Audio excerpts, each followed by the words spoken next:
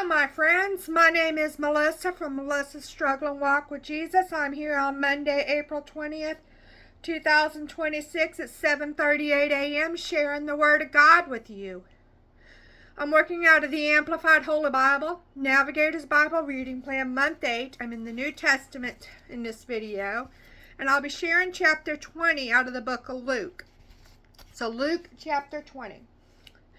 The title starts out with Jesus' authority questioned, and it says, on one of the days, as Jesus was instructing the people in the temple area and preaching the good news, the gospel, the chief priests and the scribes, along with the elders, confronted him. Check out Matthew chapter 21, verses 23 to 27, and Mark chapter 11, verses 27 to 33. Verse 2, and said to him, tell us by what kind of authority you are doing these things, or who is the one who gave you this authority? 3. Jesus replied, I will also ask you a question. You tell me. 4. The baptism of John the Baptist, was it from heaven, that is, ordained by God, or from men? 5. They discussed and debated it among themselves, saying, if we say from heaven, he will say, why did you not believe him? 6. But if we say from men, all the people will stone us to death, for they are firmly convinced that John was a prophet. 7. So they replied that they did not know from where it came. 8. Then Jesus said to them, nor am I telling you by what kind of authority I do these things. The title turns into Parable of the Vineyard Owner in verse 9. So then he began to tell the people this parable. A man planted a vineyard and leased it to tenant farmers, and went on a journey for a long time to another country. Check out Isaiah chapter 5, verses 1 through 7, Matthew chapter 21, verses 33 to 46, and Mark chapter 12, verses 1 to 12. 10.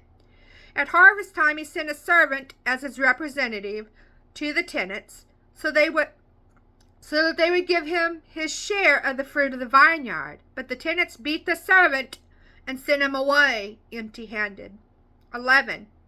So he again sent another servant. They also beat him and dishonored him and treated him disgracefully and sent him away empty-handed.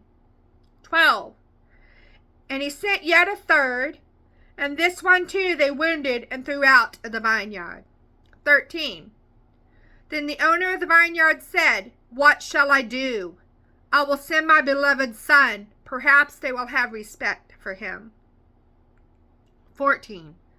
But when the tenants saw him, they discussed it among themselves, saying, this man is the heir. Let us kill him so that the inheritance will be ours. 15. So they threw the son out of the vineyard and killed him. What then will the owner of the vineyard do to them? 16. He will come and put these tenants to death and will give the vineyard to others. And when the chief priests, the scribes, and the elders heard this, they said, may it never be. 17. But Jesus looked at them and said, what then is the meaning of this that is written? The very stone which the builders rejected, this became the chief cornerstone. Check out Psalms chapter 118, verses 22 and 23. 18. Everyone who falls on that stone will be broken and shattered in pieces, and on whomever it falls, it will crush them. Check out Isaiah chapter 8, verses 14 and 15, and Daniel chapter 2, verses 34 and 35. So the title turns into tribute to Caesar in verse 19. So the scribes and the chief priests tried to find a way to arrest him at the very hour. But they were afraid of the people, because they understood that he spoke this parable against them. 20. So they watched for a chance to trap him.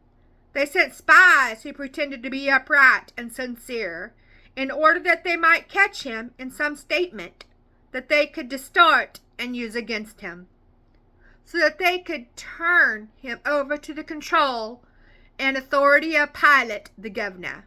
Check out Matthew chapter 22, verses 15 to 22, and Mark chapter 12, verses 13 to 17. 21. They asked him, Teacher, we know that you speak and teach correctly, and that you show no partiality to anyone, but teach the way of God truthfully. 22. Is it lawful, according to Jewish law and tradition, for us to pay taxes, the tribute money, to Caesar or not? 23. But he saw through their trickery and said to them, 24. Show me a Roman denarius. Whose image and inscription does the coin have? They answered, the Emperor Tiberius Caesar's. 25. He said to them, Then pay to Caesar the things that are Caesar's, and to God the things that are God's. 26. They were not able to seize on anything he said in the presence of the people, and being unnerved at his reply, they were silent. So the title turns into, Is there a resurrection, in verse 27. Now some of the Sadducees who say that there is no resurrection came to him. Check out Matthew chapter 22, verses 23 to 33, and Mark chapter 12, verses 18 to 27. Verse 28, and they questioned him, saying, Teacher, Moses wrote for us a law that if a man brothers dies, leaving a wife and no children, his brother should marry the wife and raise children for his brother. Check out Deuteronomy chapter 25, verses 5 and 6. Verse 29. Now there were 7 brothers, and the first took a wife and died childless, 30, and the second, 31. And the third married her, and in the same way all 7 died, leaving no children. 32. Finally, the woman also died. 33. So in the life after resurrection, whose wife does she become? For all 7 had married her. 34. Jesus said to them, The sons of this world and present age marry, and the women are given in marriage. 35. But those who are considered worthy to gain that other world and the future age and the resurrection from the dead neither marry nor are given in marriage. 36. And they cannot die again, because they are immortal like the angels, equal to, angel-like, and they are children of God, being participants in the resurrection. 37. But as for the fact that the dead are raised from death, even Moses showed in the passage about the burning bush, when he calls the Lord the God of Abraham, the God of Isaac, and the God of Jacob. Check out Exodus chapter 3, verse 6, verse 38. Now he is not the God of the dead, but of the living. So these forefathers will be among the resurrected, for all live in a definite relationship to him. 39. Some of the scribes replied, Teacher, you have spoken well, so that there is no room for blame. 40.